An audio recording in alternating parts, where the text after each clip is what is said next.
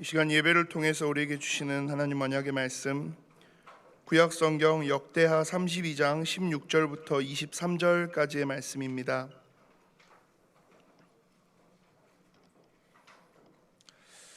제 성경으로는 구약 성경 701페이지에 있습니다. 역대하 32장 16절부터 23절까지의 말씀 제가 봉독합니다. 사네립의 신하들도 더욱 여호와 하나님과 그의 종 히스기야를 비방하였으며 사네립이 또 편지를 써 보내어 이스라엘 하나님 여호와를 욕하고 비방하여 이르기를 모든 나라의 신들이 그들의 백성을 내 손에서 구원하여 내지 못한 것 같이 히스기야의 신들도 그의 백성을 내 손에서 구원하여 내지 못하리라 하고, 사네립의 신하가 유다 방언으로 크게 소리질러 예루살렘 성 위에 있는 백성을 놀라게 하고 괴롭게 하여 그 성을 점령하려 하였는데, 그들이 예루살렘의 하나님을 비방하기를 사람의 손으로 지은 세상 사람의 신들을 비방하듯 하였더라. 이러므로 히스기야 왕이 아모스의 아들 선지자 이사야와 더불어 하늘을 향하여 부르짖어 기도하였더니 여호와께서 한 천사를 보내어 아수르 왕의 진영에서 모든 큰 용사와 대장과 지휘관들을 멸하신지라. 아수르 왕이 낯이 뜨거워 그의 고국으로 돌아갔더니 그의 시내전에 들어갔을 때에 그의 몸에서 난 자들이 거기서 칼로 죽였더라. 이와 같이 여호와께서 히스기야와 예루살렘 주민을 아수르 왕 사네립의 손과 모든 적국의 손에서 구원하여 내사 사면으로 보호하시매, 여러 사람이 예물을 가지고 예루살렘에 와서 여호와께 드리고 또 보물을 유다 왕 히스기야에게 드린지라. 이후부터 히스기야가 모든 나라의 눈에 존귀하게 되었더라. 아멘. 깨지지 않을 약속 제목으로 주님이 함께하는 교회 박성수 목사님 말씀 주시겠습니다.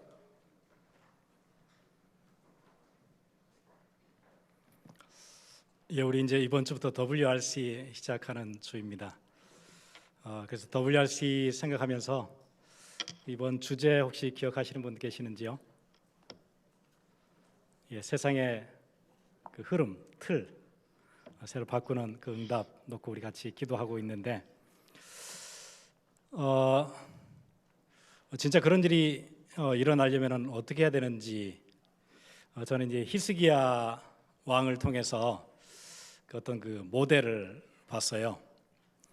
여러분 이제 성경에 보시면 히스기야 왕 시절에 하나님이 완전 세트를 바꾸시는, 세상의 흐름을 완전 바꾸시는 그 모습들이 나오는데, 여러분 그 이스라엘과 유다 나라 전체에 왕들이 한 42명 되거든요.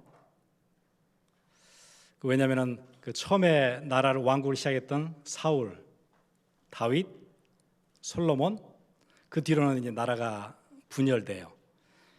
마치 한국에 북한과 남한이 있는 것처럼 북쪽에 이스라엘, 남쪽에는 유다.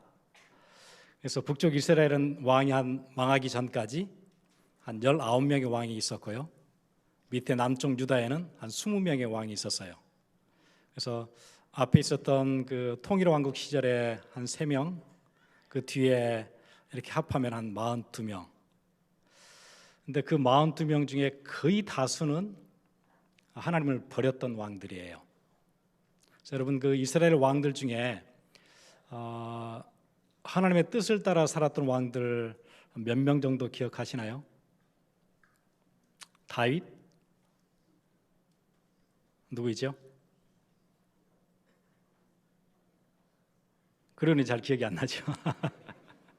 예. 그 중에 이제 우리가 다윗 말고 두드러지게 우리 기억에 남는 히스기야. 예. 아마 다윗 왕국 시절을 거의 재현시켰을 만큼 응답을 받았던 왕이 히스기야였어요. 히스기야는 25세 왕이 되어졌는데, 왕이 될 때 그러니까 히스기야가 태어나던 시절에 유다 땅은 굉장히 혼란스러웠어요. 그래서 그 혼란이 어느 정도 됐는지 우리가 역대하 26장을 통해서 보면 알 수 있거든요. 우리 한번 같이 찾아보도록 하겠습니다.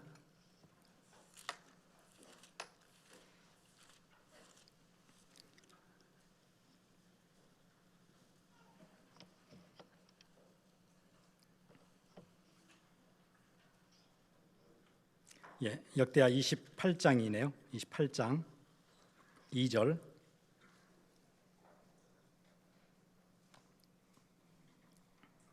오늘은 성경을 몇 군데를 좀 같이 찾아보도록 할게요. 역대하 28장 2절.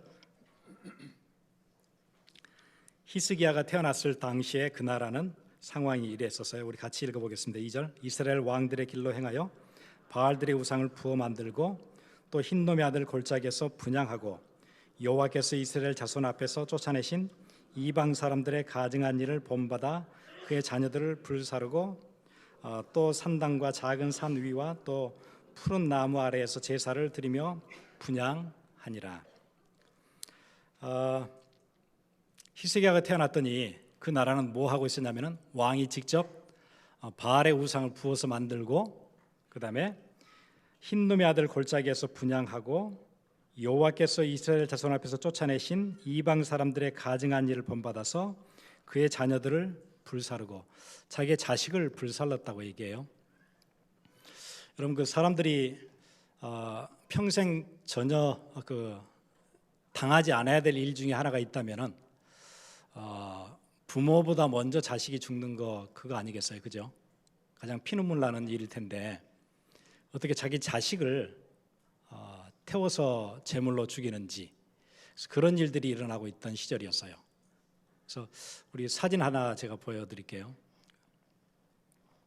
그 사진에 보시면은 그 몰렉이라는 우상인데 저 우상의 그 특징이 뭐냐면은 머리는 이렇게 소나 염소 같이 생겼어요. 몸은 사람이에요.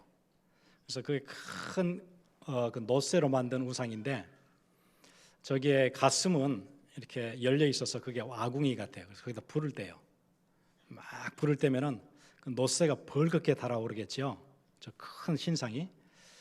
그러면은 사람들이 저기에다가 어린아이, 자기 자식을 아궁이에 집어 던져서 죽여요. 그런 우상을 섬기고 있었어요. 이스라엘, 유다가요. 그래서 오늘 본문 마지막에 그렇게 얘기하잖아요. 이스라엘 자손 앞에서 쫓아내신 이방 사람들의 가증한 일을 본받아 그의 자녀들을 불사르고, 그러니까 저 아궁이에다 자식을 꼬마들을 집어넣으면은 얘들이 막 비명을 지르겠죠. 그 소리를 듣지 않으려고 옆에서는 북을 막 쳐요.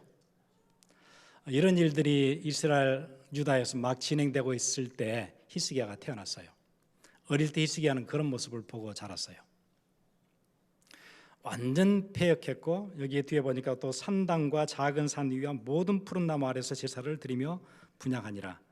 산당이라는 것은 조그마한 언덕 위에 제단들을 만들어서 온 이스라엘 전역에 산당들이 쫙 깔렸어요. 거기에서 이방 신들을 향해서 제사를 계속 지내요. 바알이나 아세라 또 저런 몰렉 저런 신들에게. 그런데 하나님이 택해 놓으신 백성들인데 하나님을 섬기지 않고 저렇게 우상이 팽배해 있는 그런 분위기 속에서 그런 문화 속에서 히스기야는 자라났어요. 그리고는 이제 25이 됐어요. 25세 왕이 되어졌어요. 그런데 히스기야가 등극을 하고 나서 나라가 완전 바뀌거든요. 우리 WRC 주제처럼 세상의 틀이 완전 바뀌어요. 갑자기 저랬던 나라가 바뀌어서 하나님의 나라로, 제사장 나라로 다윗의 발자취를 따라서 완전 개혁되기 시작하는데 놀라울 정도로 빠르게 개혁이 진행돼요. 신기할 정도예요. 그래서 우리가 성경을 좀 같이 찾아보려고 합니다. 29장 1절 히스기야가 왕 위에 오를 때 나이가 25세라 예루살렘에서 29년 동안 다스리니 그랬죠.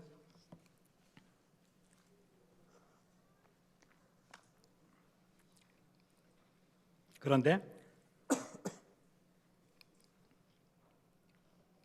29장 3절 첫째 해 첫째 달에 여호와의 전문을 열고 수리하고 히스기야가 왕이 된 그 첫째 해, 그 첫째 해 중에 첫째 달 무슨 얘기일까요? 왕 되자마자 그 얘기예요. 첫째 달, 첫째 해, 첫째 달이에요. 이때부터 성전의 문을 열었대요. 그 얘기는 그 전에 문이 닫혀 있었다는 얘기죠. 왜냐하면 정신이 없었어요. 다른 우상을 섬기느라 성전문을 활짝 열었어요. 그리고는 수리를 시작했어요. 예배할 수 있도록. 그 얘기가 29장 3절에 나오죠. 그리고는 29장 20절부터 28절 보시면은 예배가 시작돼요. 수리가 끝나고 급하게 수리를 마치고 나서 예배가 시작돼요. 그리고는 처음으로 다윗 시대 이후에 다윗이 썼던 악기들이 다 나와요. 그리고는 성가대를 조직해요. 그리고 찬양이 시작돼요. 정말 오랜만에 250년 만에 회복되는 복음운동이었어요. 회복되는 예배였어요. 여러분, 히스기야 하나가 왕이 딱 바뀌어서 올라왔는데 시대 흐름이 완전 바뀌어요. 거기에다가 30장 5절부터 보세요. 드디어 왕이 명령을 내려 부엘세바에서부터 단까지 온 이스라엘에 공포하여 일제 예루살렘으로 와서 이스라엘 하나님 여호와의 유월절을 지키라 하니 이는 기록한 대로 오랫동안 지키지 못하였습니다라. 애굽에서 빠져나왔던 것을 기념하는 유월절이 오랫동안 이스라엘에 유다에 그런 일이 없었어요. 유월절 지키지도 못했어요. 여러분, 아까 제가 질문 드렸듯이 이스라엘의 유다의 선한 왕들이 얼마 있어요? 북쪽 이스라엘은 단 한 명도 없었어요. 남쪽 유다에 몇 명 있었거든요. 이름이 잘 기억 안 나실 정도로 두드러지는 사람이 잘 없었어요. 이러니까 유월절이 제대로 진행된 적이 없어요. 그런데 유월절이 시작이 되어졌어요. 그러니 히스기야의 개혁이라는 것은 정말 대단했었어요. 그 뒤에 보세요. 역대하 31장 1절. 이 모든 일이 끝나매 거기에 있는 이스라엘 무리가 나가서 유다 여러 성읍에 이르러 주상들을 깨뜨리며 아세라 목상들을 찍으며 유다와 베냐민과 에브라임과 므낫세 온 땅에서 산당들과 제단들을 제거하여 없애고 이스라엘 모든 자손이 각각 자기들의 본성 기업으로 돌아갔더라. 여러분, 이 구절은 굉장히 중요한 구절이에요. 왜냐하면 그 전에도 여호사밧이나 아사나 이런 왕들이 개혁운동을 했었어요. 그런데 늘 미흡했어요.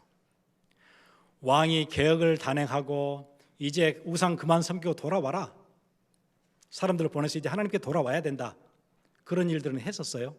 그런데 왕이 주도해서 했어요. 백성들은 그럴 생각이 잘 없어요.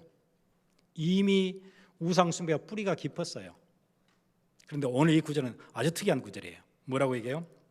이 모든 일이 끝나매 거기에 있는 이스라엘 무리가 나가서, 이런 적이 없었거든요. 이스라엘 백성들이 직접 자기들이 나가서 산당을 없앴대요. 여러 성읍에 이르러 주상들을 깨뜨리며 아세라 목상들을 찍으며 유다와 베냐민과 에브라임과 므낫세 온 땅에서 산당과 제단들을 제거하여 없애고, 이런 적이 없었어요. 그러니 이 개혁이 그냥 왕이 하자 캠페인 벌려서 하는 그런 개혁이 아니고 이게 어디까지 실행된 거예요? 백성들 생각 속에 이제 예배해야 된다, 여기까지 돌아온 거예요. 제대로 된 계획이 시작됐어요.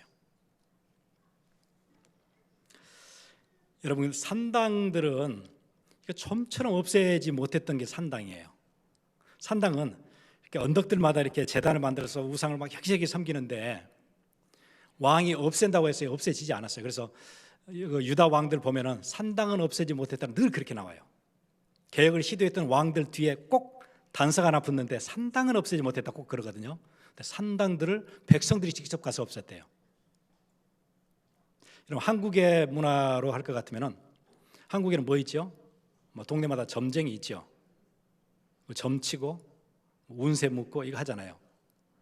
그거를 청와대에서 그런 거 하지 맙시다 이런다고 그게 그 뿌리 깊은 게 없어지나요?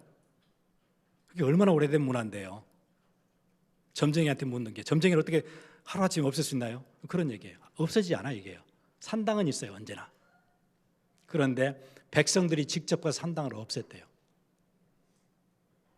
이런 기가 막힌 개혁. 거기다가 31장 4절 보세요. 또 예루살렘에 사는 백성을 명령하여 제사장들과 레위 사람들의 몫의 음식을 주어 그들에게 여호와의 율법을 힘쓰게 하라 하니라. 원래 땅을 분배할 때 12지파 중에 11지파에게는 땅을 주고 레위 자손들에게는 땅을 안 줬잖아요. 그래서 레위 지파는 먹고 살 게 없어요. 그 대신 11지파가 11조를 해서 레위 지파를 먹고 살고 레위 지파는 풀타임으로 백성들의 영적 생활을 돌보도록 그렇게 만들으셨어요. 하나님이 만드신 시스템인데 아무도 11조를 안 해요. 그러면 레위 지파 사람들은 자기 땅도 없고 농사를 지을 수 아무것도 할 수 없잖아요. 그러니까 굶을 수가 없으니까 나가서 이제 일을 하는 거예요. 여기저기 가서 일을 해요. 그냥 먹고 살아야 되니까. 성전 예배를 놔두고 다 일을 하니까 성전 예배는 당연히 안 돌아가죠. 그랬다는 거예요. 그 시스템을 바꿨어요. 다 11조를 하게 하고 그 11조를 레위 지파에게 갖다 주고 레위 지파는 본격적으로 성전 예배가 돌아가도록. 그럼 이제 이스라엘은 시스템이 딱 갖춰진 거예요. 이런 일들이 막 진행되어 가요. 대단하죠?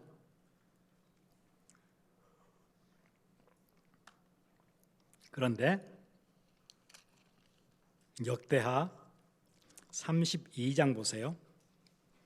이 모든 충성된 일을 한 후에 나라가 이제 뭐 피크를 달리고 있어요. 이제 거의 다윗 왕국의 예배가 다 회복되는 듯 했어요. 그런데 이 일을 한 후에 아수르 왕 사네립이 유다에 들어와서 견고한 성읍들을 향하여 진을 치고 쳐서 점령하고자 한지라. 갑자기 문제가 터졌네요. 아수르 왕 사네립이 들어왔는데, 여러분 그 고대 그 메소포타미아 지역, 고대 근동 지역에 처음으로 제국을 문을 열었던 아주 강한 나라, 그리고 아주 거칠고 사나운 나라가 있어요. 그게 아시리아라는 나라였어요. 이 나라가 그 고대 근동 지역에서 패권 국가로 급부상하면서 모든 나라들을 쳐서 없애요. 이제 주력 부대를 이끌고 어디로 가냐면 이집트를 치러 내려가는 거예요. 이집트가 보통 나라가 아니잖아요. 이걸 치러 가는 거예요. 가는 길목에 뭐가 있어요? 조그마한 나라 유다가 있어요. 이거 이제 치고 내려가려고 하는 거예요. 하필이면은 히스기야 시절에 인류 최초의 제국이었던 아시리아가 급부상하면서 딱 들어오는 거예요. 히스기야가 있는 딱 그 시절에. 히스기야가 지금 한참 개혁운동을 하고 있는 딱 그때 정말 이제 문제가 터졌죠. 이거 어떻게 해야 되죠? 이때 히스기야가 백성들에게 얘기를 해요. 7절 보세요. 32장 7절. 너희는 마음을 강하게 하며 담대히 하고 아수르 왕과 그를 따르는 온 무리로 말미암아 두려워하지 말며 놀라지 말라. 우리와 함께하는 이가 그와 함께하는 자보다 크니 그와 함께하는 자는 육신의 팔이요 우리와 함께하시는 이는 우리의 하나님 여호와시라. 반드시 우리를 도우시고 우리를 대신하여 싸우시리라 하매 백성이 유다 왕 히스기야의 말로 말미암아 안심하니라. 히스기야가 자기의 신앙을 딱 고백했더니 온 백성들이 듣고 믿음이 생긴 거예요. 그렇지. 아무리 저 거칠은 정복 군대가 지금 성을 에워싸고 포위하고 있지만은 우리 뒤에서 우리와 함께 하시는 하나님은 강하신데 저 군대하고 비교할 수 없는 창조주 하나님이신데 그분이 지금 우리와 함께 한다. 이 믿음이 확 생기니까는 모든 사람들이 두렵지 않은 거예요. 히스기야의 메시지 보세요. 얼마나 파워풀한 메시지가 던져져요. 여러분 지금 시대에 지금 문제가 막 터져서 예를 들어서 한국이나 이제 여러 복잡한 그 정황들이 있잖아요. 중국도 있고 일본도 있고 북한도 있고 핵도 있고 이러는데 갑자기 문제가 터졌어요 이제요. 그런데 대통령이 한마디 담화문을 발표했는데 온 국민이 안심한다. 그런 게 쉽지 않은 거예요. 그게요. 그럴 수가 없잖아요. 그런데 히스기야의 이 메시지에 온 백성이 힘을 얻었어요. 이러니 얼마나 히스기야의 그 메시지가 파워풀했고 그 믿음 고백이 얼마나 이게 사람들에게 파장으로 전달이 됐는지 대단한 사람이에요. 그리고 그 뒤를 한번 보세요.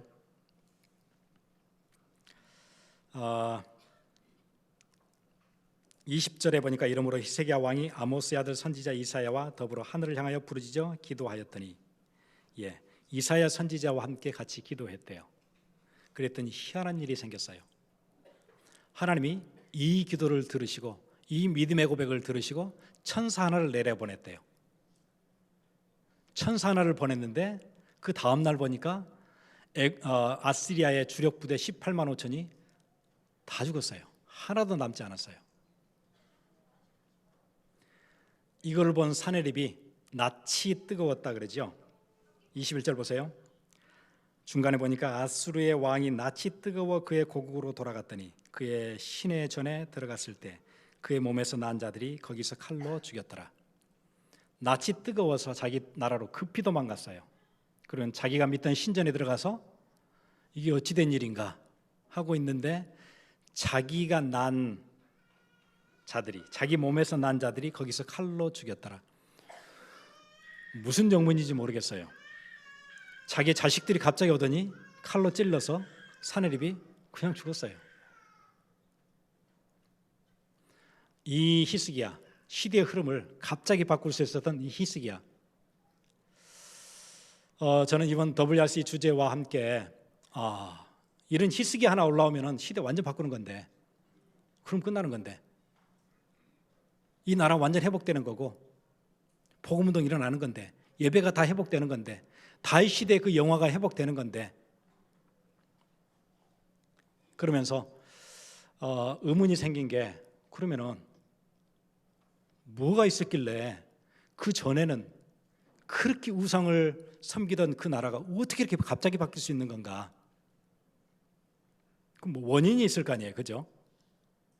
누가 히스기야에게 자기가 등극하자마자 첫째 해, 첫째 달에 개혁을 하도록, 그 얘기는 무슨 얘기예요? 뭔가 가슴속에 막 가지고 있다가 왕 되자마자 했다는 얘기 아니에요, 그죠? 그럼 뭐가 그 전에 들어가 있었길래 이게 가능했었는가? 자기 아버지는 얼마나 악한 아버지예요. 자기의 자식들을 그 아궁이 속에 집어 던질 만큼 잔인했던 왕이었는데, 그럼 그 얘기는 무슨 얘기예요? 히스기야에 자기 형제들이 어디에 들어갔어요? 아궁이 속에 죽었다는 얘기잖아요. 자기 아버지는 이렇게 잔인했던 왕인데 자기 속에 뭐가 있었길래, 누가 가르쳐줬길래 나는 개혁을 해야 되겠다, 하나님께 돌아가야겠다, 이 나라가 하나님을 예배해야지, 이 생각이 어떻게 들어왔을까? 그게 이제 의문이 생겼어요. 그래서 찾아봤어요. 그래서 성경이 이렇게 얘기해요. 한번 우리도 같이 찾아보겠습니다.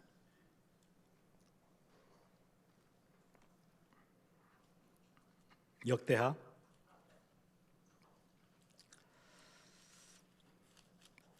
29장 1절. 히스기야가 왕위에 오를 때 나이가 25세라 예루살렘에서 29년 동안 다스리니라. 그의 어머니 이름은 아비야요 스가랴의 딸이더라. 자기 어머니 이름이 소개돼요. 아비야래요. 그리고는 스가랴라는 사람의 딸이래요. 그럼 이 스가랴가 누군지를 좀 봐야 되겠죠. 역대하 26장 5절에 스가랴가 누군지 얘기해줘요. 조금 앞에 찾아보시면은 역대하 26장 5절, 하나님의 묵시를 밝히 하는 스가랴가 사는 날에 하나님을 찾았고 그가 여호와를 찾을 동안에는 하나님이 형통하게 하셨더라. 뭐라고 얘기해요? 스가랴라는 사람 누구예요? 하나님의 묵시를 밝히 하는 선지자였어요. 이 선지자의 딸이 아비야고 이 사람의 아들이 히스기야예요. 이 어머니가 지금 상황은 어떤 상황이에요? 아무 힘도 쓸 수 없는 상황이에요. 자기 남편은 엄청 악해요. 직접 그 바알 신상들을 부어서 만들고 온 나라에 우상들을 퍼뜨리고 지금 그렇게 하고 있어요. 자기는 아무 힘도 쓸 수가 없는 아주 답답한 시절, 이 남편과 함께 살면서 여러분 생각해 보세요. 자기가 낳았던 자식이 아궁이 속에 던져져야 되는, 왜 안 말렸겠어요? 그런데 힘으로 말릴 수가 없는 그런 상황, 정말 힘든 상황 아니에요? 그럼 뭐라고 설명해야 되죠? 혹시 여러분의 남편이 그런 사람이다, 자기 자식을 아궁이에 집어넣을 만큼 도저히 상대할 수 없는 사람인데 자기 아버지는 누구예요? 하나님의 묵시를 밝게 하는 스가랴라는 선지자였어요. 할 수 있는 일이 아무것도 없어요.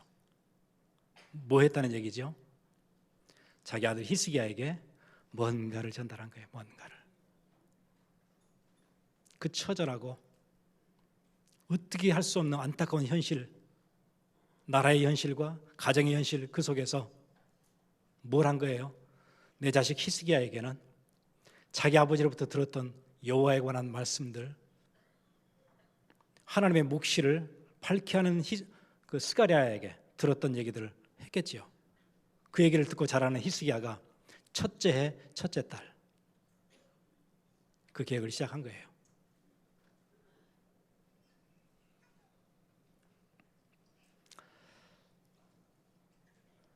그 주이시 역사학자 요세프스가 그렇게 얘기했어요. 이 히스기야의 아버지가 직접 자기의 친자식들을 아궁이 속에 집어 던졌다 그렇게 얘기해요. 직접 그렇게 증언해줘요. 얼마나 상황들이 비참해요 지금요. 그래서 저는 그 생각이 나는 거예요. 온 나라가 지금 망했어요. 완전 노예예요. 거기다가 노예 생활도 힘든데 이제는 갑자기 모든 태어나는 사내 아이는 다 죽여야 돼요. 나일강에 던져 죽여야 되고 산파들이 와서 직접 죽이고 자기 아들을 차마 죽일 수가 없어서 광주리를 만들어 가지고 겨우 살렸어요. 진짜 하나님께서 찬스를 딱 한 번 주셨어요. 그 물에 떠내려갔던 자식을 자기가 유모처럼 한 몇 년을 딱 키울 수 있는 딱 찬스가 생겼어요. 자기에게. 그때 모세 어머니가 뭐 하던가요? 뭔가를 전달했겠죠. 내 품에 이제 곧 있으면 떠나요. 떠나기 전까지 뭔가 전달해야 될 거 아니에요. 왜 우리 민족이 이렇게 무너지고 있는지, 왜 이렇게 노예로 사는지, 왜 사내 아이는 다 죽어야 되는지, 그런 심정으로 히스기야의 어머니, 보통 우리 히스기야 어머니 뭐 잘 모르잖아요. 근데 본문에 보니까 그 폭군 아버지, 그런데 스가랴의 딸 아비야, 그 얘기가 나와요. 여러분, 히스기야라는 시대 흐름을 바꾸는 렘넌트가 올라올 때까지는 그냥 올라오는 게 아니었었어요. 보니까요. 어떻게 시대가 그렇게 무너지는데 갑자기 그런 흐름을 바꾸는 사람이 올라와요. 그 뒤에 뭔가 있었어요. 뭔가가. 그런 시스템이 있었어요. 어머니라는 시스템이요. 여러분, 그거 회복하면 될 것 같아요. 우리 렘넌트 중에 누가 올라오면 좋겠다, 그런 단순한 희망에서 하나님, 내 가정의 형편, 내 경제 상황, 내가 살아가는 내 삶, 여러 가지로 쉽지 않습니다. 그런데요, 내 자식에게는 시대 바꿀, 시대 흐름 바꿀 그런 일들이 일어나도록 하나님, 내가 언약 전달하고 여기에 내가 기도의 중심 드리겠습니다. 그랬던 사람이 있었어요.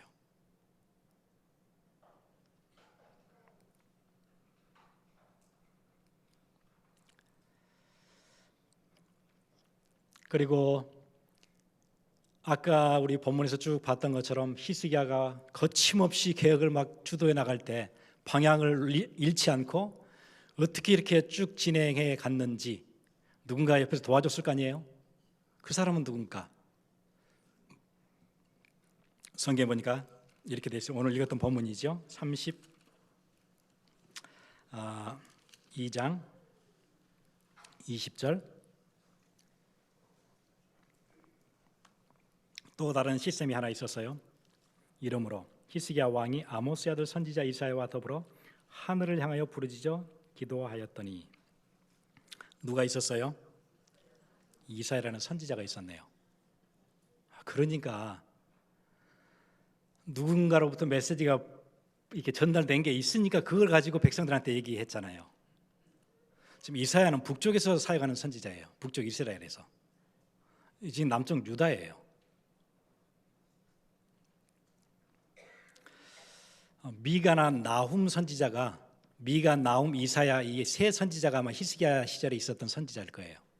그래서 특별히 이 히스기야는 북쪽에 있는 이사야 선지자와 이렇게 연결을 맺으면서 이렇게 어드바이스를 많이 받은 것 같아요. 메시지를 많이 받았던 것 같아요.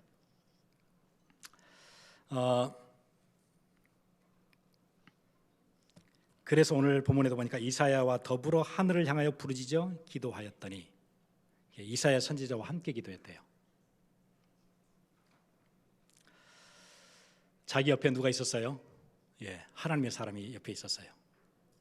메신저가 있었고 선지자가 있었어요. 아까 우리 히스기야 어머니 같은 시스템, 그게 우리 어른들이 붙잡아야 될 중요한 언약이라면 우리 렘넌트들에게는 오늘 히스기야가 어떻게 해서 인생이 흔들리지 않고 방향을 바로잡고 쭉 갈 수 있었는가? 옆에 누구를 늘 가까이 있었어요? 선지자가 있었어요. 하나님의 사람이 있었어요. 여러분 굉장히 중요하게 아시면 돼요. 우리를 이끌어가는 영적인 지도자, 교회 목사님들과 사역자들,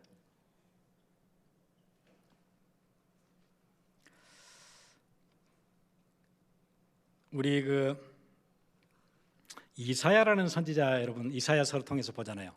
그럼 이사야 선지자의 메시지가 가장 파워풀해요. 성경 전체에서 굉장히 남성적이고 굵고, 그리고는 그 메시아닉 프로페시라 그러거든요. 그 메시아에 대한 예언이 가장 정확하고 분명하게 드러나는 게 그 이사야서예요. 이사야서에 보시면은 7장 14절 또 53장 같은 오실 메시아에 대해서 그냥 눈앞에서 보는 것처럼 설명하잖아요. 그런 예언들을 막 쏟아내는 예언서예요. 어떤 나라가 올라오는데 이 나라에 대한 심판과 멸망과 책망과 회복과 이런 것들을 예언을 쭉 하는 중에 희한하게 딱 한 복판에 챕터 2개, 두 장만 갑자기 역사적인 얘기를 딱 꺼내요. 이사야서에 보시면은 그게 36장과 37장이에요. 그 앞뒤는 전부 다 예언서예요. 딱 그것만 역사적인 사건 하나를 딱 기록해요. 그게 히스기야 때 얘기예요. 우리 한번 찾아보겠습니다. 이사야 37장.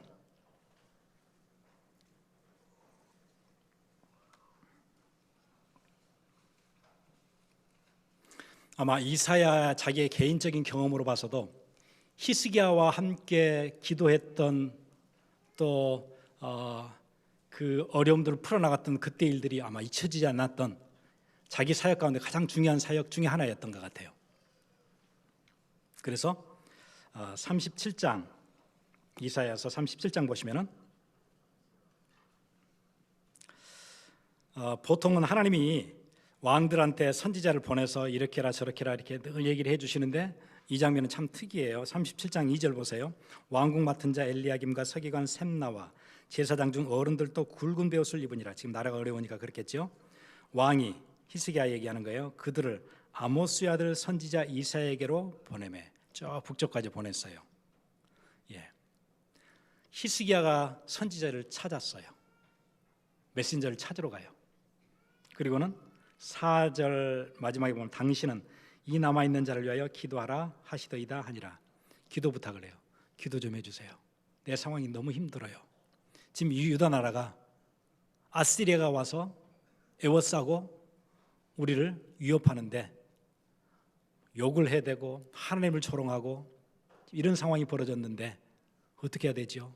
우리 위해서 기도해 주세요. 그리고 하나님의 메시지를 우리한테 주세요. 이렇게 보내잖아요.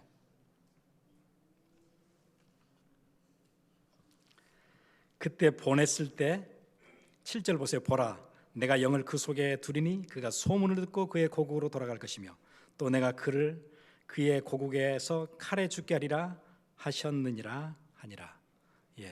하나님이 이미 누구에게 얘기를 해요? 이사야 선지자에게 얘기를 주세요. 사내립이 왔다가 한 소문을 듣고 다시 고국으로 돌아갈 텐데 돌아가서 어떻게 될 것이라고요? 거기서 칼에 죽을 것이다. 그 사람은 활 하나도 쏘지 못할 것이다. 걱정하지 말아라. 메신저로부터 그 얘기를 듣고 백성들한테 뭐라고 얘기해요? 안심해라. 그렇게 얘기할 수 있는 거예요. 그게 갑자기 나오는 게 아니에요. 갑자기 백성들에게 힘내라, 괜찮다, 그런 게 아니고 누구에게 말씀을 들은 거예요? 이 메신저로부터 얘기를 들은 거예요. 메시지를 받았어요. 붙잡았어요. 그걸 백성들에게 얘기하는 거예요. 그리고는 함께 같이 기도했는데 어떤 일이 일어나요? 하나님이 그 기도를 들으시고 천사 하나를 보내세요. 그러면 저는 오늘 23절 읽다가 제가 새벽에 일찍 일어났거든요. 이 구절을 읽다가 눈물이 핑 돌았어요. 너무 멋진 거 있지요. 뭐라고 얘기하냐면 이렇게 얘기하잖아요. 이사야 37장 23절 내가 회방하며 능욕한 것은 누구에게냐? 내가 소리를 높이며 눈을 높이 들어 향한 것은 누구에게냐? 곧 이스라엘의 거룩하신 이에게니라. 무슨 얘기예요? 하나님이 지금 산헤립을 향해서 하시는 얘기예요. 제가 세 번역으로 읽어드릴게요. 내가 감히 누구를 모욕하고 멸시하였느냐? 내가 누구에게 큰 소리를 쳤느냐? 이스라엘의 거룩한 분께 내가 감히 너의 눈을 부릅떴느냐? 그렇게 얘기해요. 감히 산헤립 내가 이스라엘 하나님께 눈을 부릅뜨고 소리를 질러? 그렇게 얘기하세요. 무슨 얘기예요? 자기와 자기 백성을 동일시하셨어요. 여기는 내 백성이야. 손댈 수 없어. 그래서 우리를 누구처럼 지키신다고요? 눈동자처럼 지키신다 그러잖아요. 여기는 내 백성이야. 내 자식들이야. 누구도 건들지 못해. 어디다가 대고 눈을 부릅뜨고 어디다가 대고 소리를 질러? 하나님 그 얘기 하시잖아요. 기가 막히잖아요. 언약 가진 사람들이 기도하는 기도는 어떻게 하세요? 하나님과 우리를 동일시해 주세요. 누구도 그래서 우리를 건들지 못하는 거예요. 이 기도에 얼마나 힘이 있어요. 그리고 하나님께서 누구를 보내시는 거예요? 천사 하나를 보내시잖아요. 그러니까 아수르 주력 부대가 그 자리에서 그 다음날 다 죽는 거예요. 이집트 정발하러 갔다가 못 가잖아요. 고국으로 돌아갔다가 자기 자식들 칼에 맞아 죽잖아요. 여러분, 그러면서 아시리아의 그 패권 국가의 국력이 급격히 이렇게 쪼그라들지요. 그러면서 다시 새롭게 일어나는 바벨론에게 완전 먹히고 아시리아는 제국을 문을 닫아요. 누구의 기도로요? 히스기야와 이사야의 기도로. 한 나라가 그냥 무너져요. 그 강력한 나라가.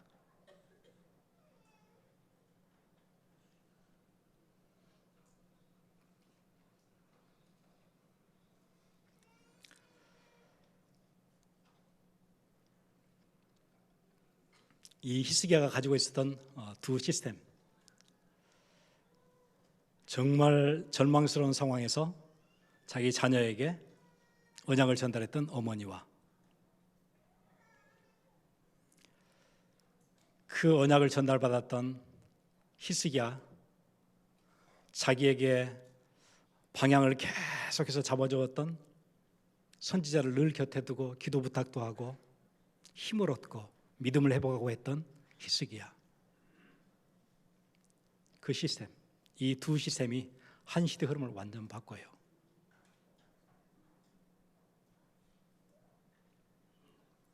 함께 같이 기도하겠습니다.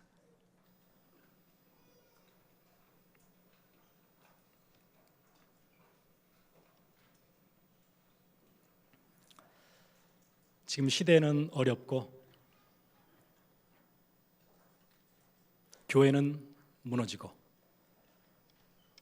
저는 이번에 인천공항에서 내려서 이렇게 오는 길에 보니까 한국에 금연 구역 이런 게 있을 텐데 그 담배 냄새가 그래도 많이 나더라고요. 따로 아무 데서나 담배를 피우는 것 같아요.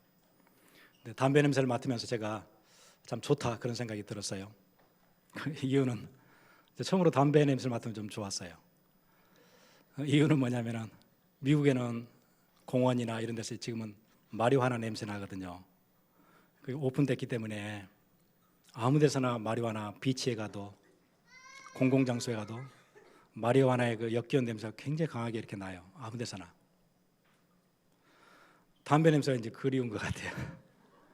이 나라도 얼마 있으면은 마리화나 냄새가 막 아무 데서나 날 텐데, 왜냐하면 선진국들은 도덕적인 기준을 제시해 주잖아요. 선진국도 다 오픈했는데 이렇게 되거든요.